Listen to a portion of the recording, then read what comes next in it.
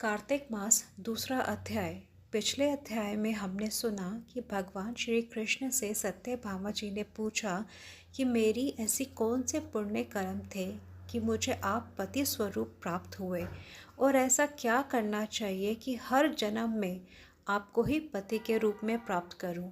और अब दूसरे अध्याय में भगवान सत्यभामा जी को उनके पूर्व जन्म की कथा सुना रहे हैं। भगवान श्री कृष्ण आगे बोले, हे प्रिय, जब गुणवती को राक्षस द्वारा अपने पिता और पति के मारे जाने का समाचार मिला तो वह विलाप करने लगी। हे नाथ, हे पिता, मुझको त्याग कर तुम कहाँ चले गए? मैं अकेले स्त्री तुम्हारे बिना अब क्या करूं? अब मेरे भोजन वस्त्र आदि की व्यवस्था कौन करेगा? घर में प्रेम पूर्वक मेरा पालन पोषण कौन करेगा?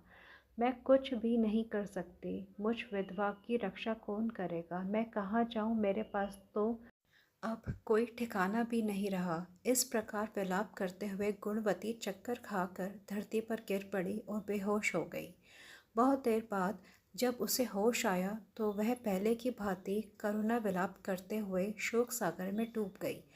कुछ समय पश्चात जब वह संभली तो उसे याद आया, पिता और पति की मृत्यु के बाद उनका क्रियाकर्म करना चाहिए जिससे उनकी गति हो सके। इसलिए उसने अपने घर का सारा सामान बेच दिया।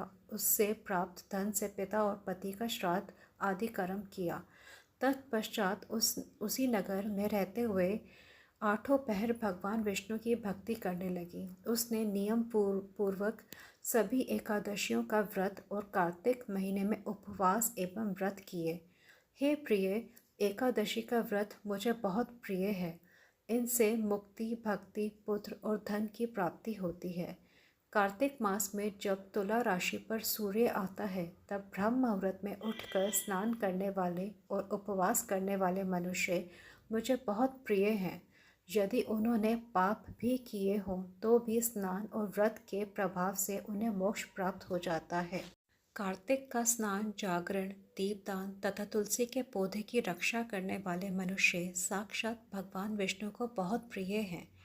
कार्तिक मास में मंदिर में झाड़ू लगाने वाले, स्वास्तिक बनाने वाले, सदा भगवान विष्णु की पूजा करने वाले मनुष्य जन्म मरण के चक्कर से छुटकारा पा जाते हैं।